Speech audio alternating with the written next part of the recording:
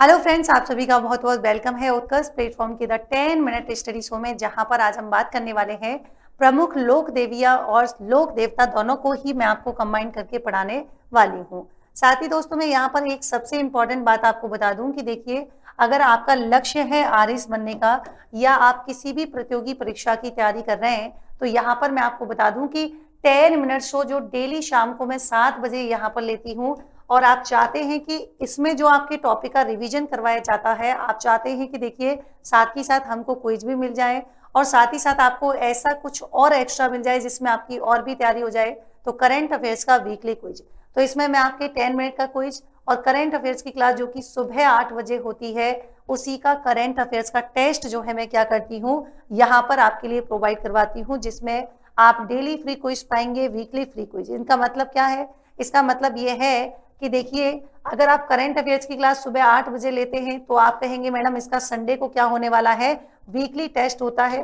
और साथ ही आप चाहते हैं कि देखिए यहाँ पर 10 मिनट का शो लेते हैं तो उसका भी फ्री क्विज आपको शाम को 7 बजे जैसे ही क्लास होती है उसके बाद वो ऐप में मिल जाएगा। प्रोसेस क्या है? तो प्रोसेस ये है कि देखिए, आपको कुछ नहीं करना, आपको उत्कर्ष ऐप डाउनलोड करना है। कौन सा? आपको उत्कर्ष ऐप डाउनलोड करना है। कर रखा है तो अच्छी बात है। ऐप डाउनलोड करने के बाद आपको कैटेगरी जो है करनी है कौन सी? आरएस। जब आप आरएस कैटेगरी में जाएंगे तो यहाँ पर आपको फ्री कोर्स में जाना है, और फ्री कोर्स में जाने के बाद आपको मिलेगा कौन सा? 10 मिनट शो। अब इस 10 मिनट शो में आपको दोनों ही चीजें मिल जाएंगी। एक तो 10 मिनट क्विज मिल जाएगा और एक करंट अफेयर्स का जो टेस्ट होता है आपका हर संडे को, वो आपको यहाँ पर मिल जाएगा। दोनों ही एकदम चीजें फ्री रहने वाली हैं।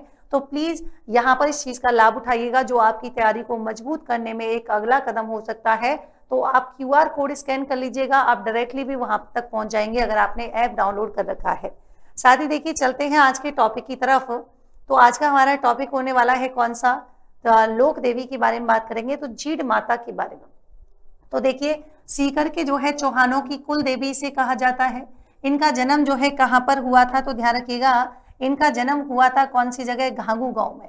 जबकि इनके बचपन के नाम की बात करेंगे तो बचपन का नाम क्या हो जाएगा? जयंती या फिर जयवड़बाई हो जाएगा। अगर हम बात करते हैं कि और इनको किस नाम से जाना जाता है? ब्राह्मणी देवी। अगर हम पिता की बात करेंगे, गंग हो जाएगा। भाई इनका जो है हर्ष, जिनको भैरव का रूप भी कहा जाता है। और देखिए, राजस्थान के भाई बहन की जोड़ी है जो कि देवी देवता के रूप में यहाँ पर जाने जाते हैं। मंदिर आप सभी को पता है रेवासा में है। इनके मंदिर का निर्माण पृथ्वीराज चौहान प्रथम के जो सामंत हुआ करते थे, जिनका नाम था हट्टर चौहान, उनके द्वारा किया गया। जीड माता की बात करेंगे तो जीड माता का गीत राजस्थान की लोक साहित्य का सबसे लंबा गीत है, और ये आपके कनपटे जोगी के द्वारा गाया जाता है। इसी के साथ ही देखिए, शीतला माता, आप सभी ने इनके बारे में सुना होगा। जब आप बासोड़ा मनाते हैं, बासोड़ा की देवी भी कहते हैं और चेचक निवारक भी कहते हैं, सेडल माता के नाम से, यहाँ तक कि महामाया के नाम से भी जो है क्या है, इनको जाना जाता है। इनका मंदिर सील की डूंगरी जो है चाकसू में हो जाएगा। अब आपको ध्यान रखना है कि जयपुर ग्रामीण की बात करें स्पेशली, तो अभी तो है नहीं तो इसको अपन हटा देते हैं, बस आपको ध्यान रखना है कि कहाँ पर है, तो आप कहेंगे जयपुर में है। ठीक है साहब, तो यहाँ पर सील की डूंगरी जो है कहाँ? तो चाकसू हो जाएगा। और साथ ही ध्यान रखिएगा, माधो सिंह ने बनवाया था। अन्य मंदिर इनका कहाँ पर है? कागा है। और इसी के साथ ही गोगुंदा उदयपुर हो जाएगा।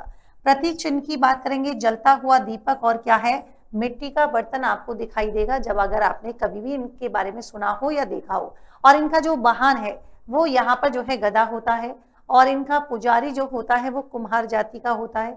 और मेले की बात करेंगे, चैत्र कृष्ण अष्टमी यानी कि चाकसू में इनका मेले का आयोजन होता है। इसी के साथ ही देखिए, आई माता। आई माता जो है वो आपके कौन सी है? तो शिवी जाति के क्षत्रियों की कुल देवी है। इन्हें नव दुर्गा का अवतार भी माना जाता है, और आई माता के 11 नियमों का पालन करते हैं। तो आई पंथी भी आपने सुना होगा। इनका मुख्य मंदिर जो है कहाँ पर है? बिलाड़ा में है, और मंदिर को दरगाह भी कहते हैं। इनके मंदिर के जो दीप की अखंड ज्योति है ना, उससे क्या है? तो केसर टपकती रहती है। ये इसके बारे में और भी खास बात है। ये आप जो देख रहे हैं, हम गए भी होंगे कभी कैला देवी, जिनको हम कई बार अंजनी माता के नाम से भी जानते हैं, जोग माया भी कहते हैं। करौली के यादव वंश जादौन वंश की कुल देवी हैं। गुजरों एवं मीणाओं की इष्ट देवी हैं। इनका मंदिर काली सिल नदी के किनारे है ना। करौली त्रिकूट जो है पर्वत पर बना हुआ है। निर्माण करवाया था किसने? गोपाल पाल ने। जबकि लांगुरिया गीत, घुटगण नृत्य, जोगनिया नृत्य जो है क्या है? फेमस है।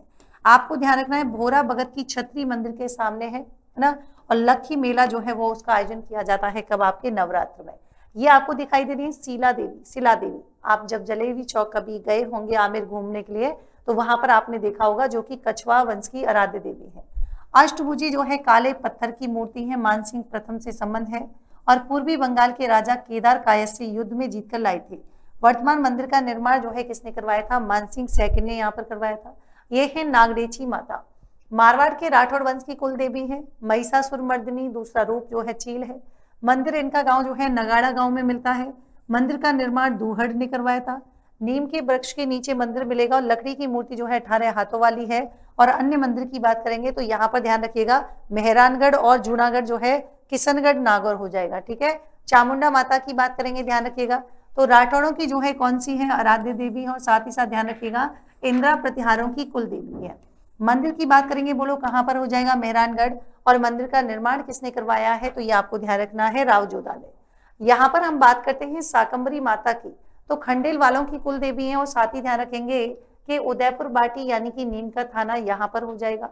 महिषासुर मर्दिनी की जो है कौन सा प्रतिमा स्थापित, और अकाल पीड़ित लोगों को बचाने के लिए सब्जियां कंदमूल उत्पन्न करने के कारण ये क्या है, शाकंभरी कहलाई थी। अन्य मंदिर इनका कहाँ हो जाएगा, अन्य मंदिर जो है इनका कहाँ पर है, सांवर हो जाएगा।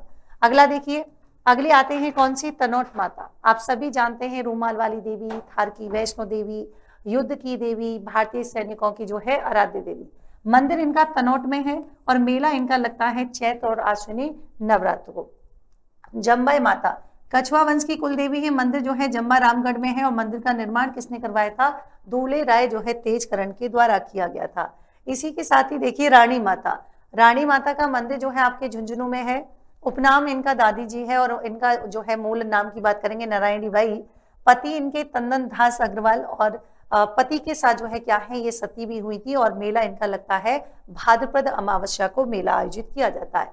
चारणों की कुल देवी है पहली बात तो, और साथ ही साथ ध्यान रखिएगा बीकानेरों की राठौड़ की जो है आराध्य देवी है। बचपन का नाम इनका रिद्धिबाई हुआ करता था। जन्म सुआप गांव में, पिता मेहाजी चारण, माता देवलबाई।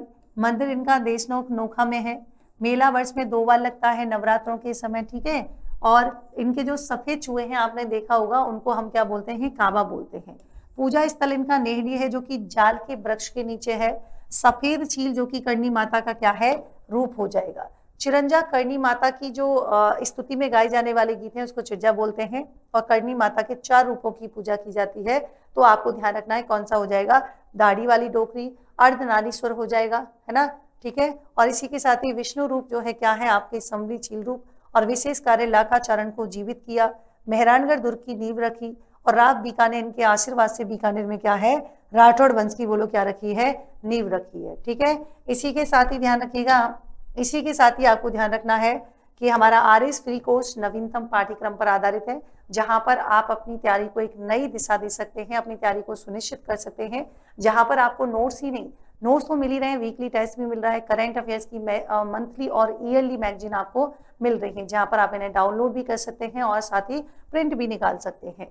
साथ ही देखिए 2.0 टारगेट बैच, तो यहाँ पर आपका जो है क्या है भाई, एक ऐसा बैच है जहां पर आप अपनी तैयारी के लास्ट टाइम पे, क्योंकि वैकेंसी भी साथ में है और हो सकता है संभावित डेट आपकी मई भी हो जाए, तो ऐसी स्थिति में हम क्या करें, तो जल्दी हम रिवीजन भी नहीं कर सकते, तो यहाँ पर आपका रिवीजन तो होगा ही, और जो पहली बार तैयारी कर रहे हैं उनके लिए भी ये क्या है, एक अच्छा बैच साबित हो सकता है। प्रीलिम्स और मेंस समग्र बैच है। समग्र बैच इसकी खास बात यह है कि ये आपके कहाँ से होगा, लाइव फ्रॉम क्लासरूम बैच होगा और जोधपुर जयपुर दोनों शहरों में जो है अवेलेबल है। साथ ही देखिए 8.0 निर्मल 2.0 इंग्लिश मीडियम 5 जनवरी से ऑलरेडी शुरू हो चुका है।